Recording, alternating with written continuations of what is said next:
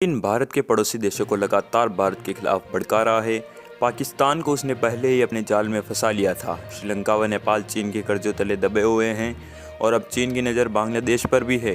Dragon के भड़काने की वजह से नेपाल, श्रीलंका और बांग्लादेश जैसे पड़ोसी देश लगातार भारत से दूर जा रहे हैं। तो जानेंगे हम इस वीडियो में कि कैसे चीन भारत के पड़ोसी देशों का उपयोग भारत के खिलाफ कर रहा है। पर उससे पहले अगर आपने चैनल को सब्सक्राइब नहीं किया है तो चैनल को सब्सक्राइब कर लीजिए और बेल आइकन पर क्लिक करना ना भूलें ताकि हमारे लेटेस्ट वीडियो आप सबसे पहले देख सकें। हाल ही में संपन्न हुए पुलिस महानिदेशकों डीजीपी और महानिरीक्षकों आईजीपी के सम्मेलन में इस चीज़ का खुलासा हुआ है कि कुछ आईपीएस ने इस संबंध में एक दस्तावेज पेश किया है। साथ ही भारत को अपनी पॉलिसी बदलने का सुझाव भी दिया है। उनका मानना है कि नेपाल के प्रति भारत को अपने बिग ब्रदर वाले रवैये में बदलाव करना जरूरी है।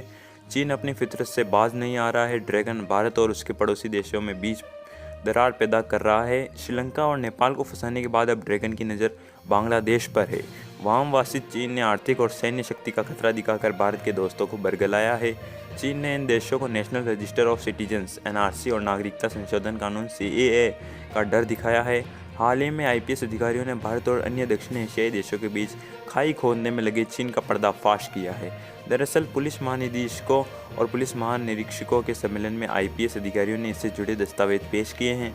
इंटेलिजेंस ब्यूरो के बैनर तले हुए इस कार्यक्रम में पीएम नरेंद्र मोदी और गृह मंत्री अमित शाह ने भी शिरकत की थी। चीन की साजिश पर देश के शीर्ष पुलिस अधिकारियों की मौजूदगी में विस्तार से चर्चा हुई। कुल मिलाकर कहा जाए तो चीन के भड़काने की वजह से नेपाल और श्रीलंका और बांग्लादेश जैसे पड़ोसी देश भारत से दूर जा रहे हैं। पूरे सम्मेलन में चीन का मुद्दा छह रहा था। सम्मेलन के दौरान 1 दर्जन से अधिक शोध पत्र प्रस्तुत किए गए थे। ये सभी चीन पड़ोस में प्रभाव डाल रहा है जिसका भारत पर असर विषय पर थे।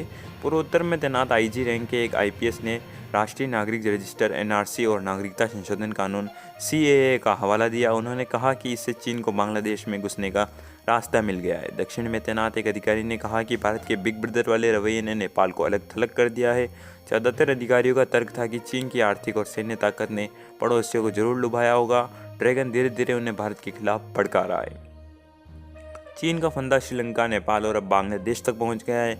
बांग्लादेश में बढ़ते चीनी प्रभाव पर एक पेपर में कहा गया, नेपाल और श्रीलंका जैसे भारत के मित्रवत पड़ोसियों को निशाना बनाने के बाद चीन ने अब बांग्लादेश पर ध्यान केंद्रित किया है। पेपर में चीन के युद्धाभ्यास का भी जिक्र है। ढाका को लगता है कि एनआरसी के जरिए भारत सभी अवैध विदेशियों को बांग्लादेश भेजेगा। सीएए पारित होने के तुरंत बाद बीजिंग ने बांग्लादेश के 97% निर्यात को शुल्क मुक्त और कोटा मुक्त कर दिया। शोध पत्र में कहा गया कि चीन की ढाका के पास एक मेगा स्मार्ट शहर पूर्वी बांग्लादेश के सिलहट में हवाई अड्डा बनाने की योजना है। नई दिल्ली को भड़काने के लिए चीन ढाका पर कुछ बुनियादी ढांचे और कनेक्टिविटी परियोजनाओं को सौंपने का दबाव बना रहा है। पेपर के मुताबिक चीन ने बांग्लादेश को टैंक, फ्रिगेट, सबमरीन और फाइटर जेट के अलावा कई सैन्य उपकरण भी मुहैया कराए हैं। पेपर में दावा किया गया है कि नगा समझौते और सरकार से बातचीत कर रहे एनएससीएन आईएम के कुछ नेता चीन म्यांमार सीमा पर मौजूद है। ये चीन की मदद से पुराने दिनों में वापस जाने की हद तक चले गए। चीनी सरकार ने 1960 और 70 के दशक में मिजो और नागा उग्रवादियों के हाथ काफ़ी मजबूत कर दिए थे। पूर्वोत्तर में तैनात एक अन्य अधिकारी ने कहा कि चीन बांग्लादेश में भारत विरोधी माहौल भड़का सकता है। बिग ब्रदर वाले रवैये की आलोचना करते हुए कई आईपीएस अधिकारियों ने नेपाल से बिगड़ते संबंधों पर भी चिंता जताई थी। दक्षिणी राज्य से आने वाले एक आईपीएस अधिकारी ने इसके लिए भारत के बिग ब्रदर वाले रवैये की जमकर आलोचना की। उन्होंने अपने पेपर में कहा, भारत को इन देशों के साथ पार्टनर की तरह व्यवहार करना चाहिए। भारत को बिग ब्रदर जैसा व्यवहार करने से बचना चाहिए। एक अन्य पेपर में तो यहाँ तक कह दिया कि पाकिस्तान के बाद अगर भारत के किसी पड़ोसी देश से सबसे खराब संबंध है तो वह नेपाल है। अधिकतर आईपीएस अधिकारियों ने चीन की ऋण चाल नीति का जिक्र किया।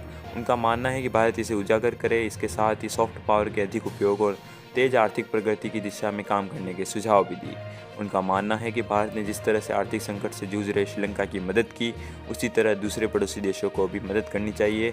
वहीं पाकिस्तान के संबंध में ज़्यादातर पेपर में कहा गया कि उसका कूटनीतिक बहिष्कार होना चाहिए या सार्क को पुनर्जीवित किया जाना चाहिए। तो वीडियो अगर आपको इन्फॉर्मेटिव लगा हो तो वीडियो को लाइक करें, कमेंट करें, शेयर करें और चैनल को सब्सक्राइब करना ना भूलें।